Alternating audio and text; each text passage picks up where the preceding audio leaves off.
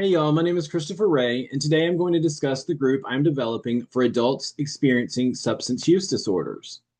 The purpose of this presentation is to explain how group practice can be used within this population, some of the intervention strategies that can be incorporated, possible group dynamics and challenges, and how a social worker can respond to those challenges.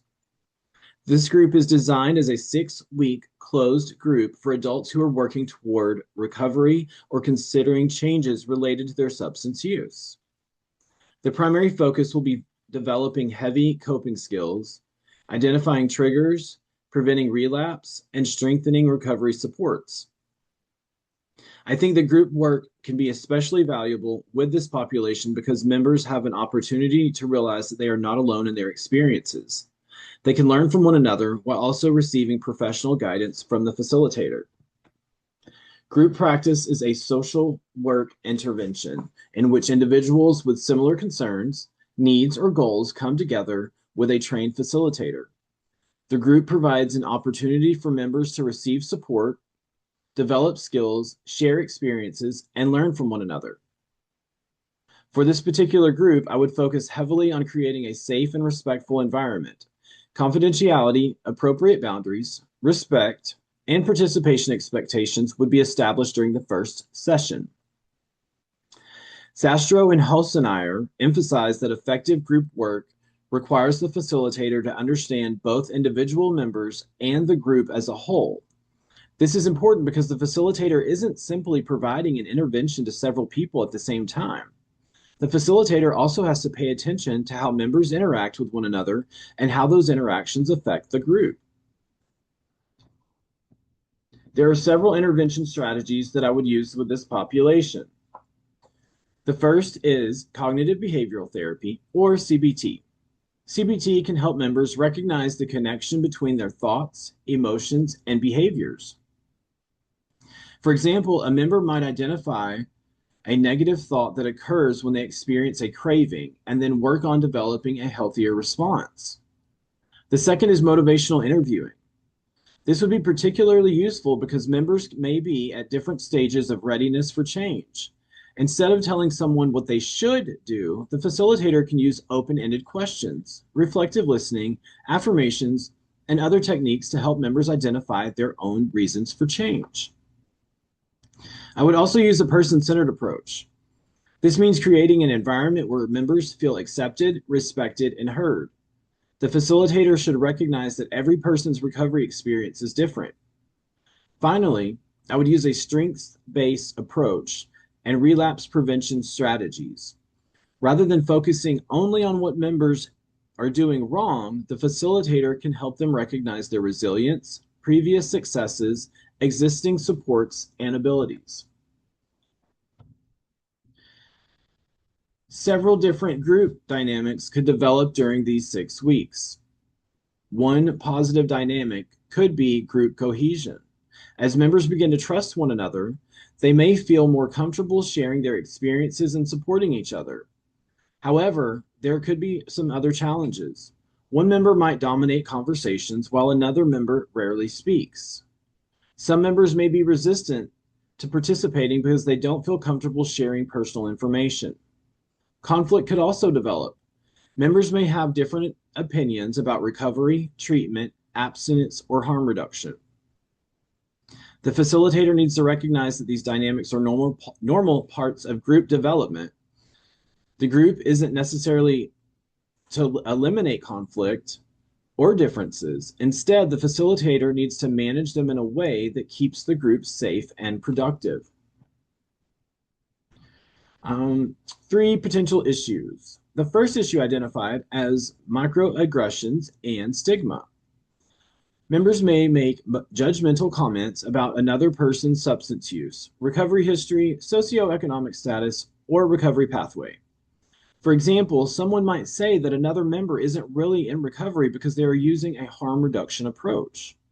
The facilitator should address these comments rather than ignoring them. The facilitator can remind the group about respectful communication, challenge assumptions, and redirect the conversation toward understanding rather than judgment.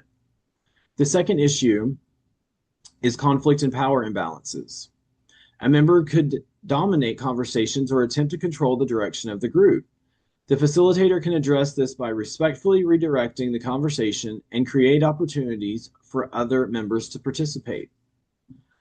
The third issue is emotional distress or triggering experiences.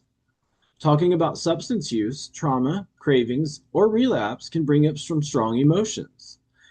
The facilitator needs to recognize that when a member is becoming overwhelmed and use trauma-informed strategies, such as grounding, offering a brief break, or providing additional individual support when appropriate. How the social worker addresses these issues. When addressing these issues, the social worker needs to balance structure with flexibility. The facilitator should establish clear expectations at the beginning of the group, but also recognize that each member has different needs. Cultural humility is especially important with this population. The facilitator should avoid assuming that every member has the same recovery goals, cultural experiences, or definition of success. The facilitator should also practice self-awareness. Social workers can have their own assumptions about addiction, recovery, motivation, or what successful treatment should look like. Recognizing these assumptions is important so that way they don't negatively affect treatment. Supervision is another important resource. If a difficult ethical issue, conflict, or boundary concern develops, the social worker should consult with their supervisor rather than attempting to manage every situation alone. Microaggressions, justice, and ethics. Another important part of facilitating this group is addressing microaggressions, social justice concerns, and ethical decision-making. Individuals with substance use disorders often experience stigma and discrimination. Some people may have difficulty accessing healthcare, housing, employment, or treatment because of their substance use history. As social workers, we have a responsibility to recognize these systemic barriers rather than assuming that every problem is the result of an individual's choice.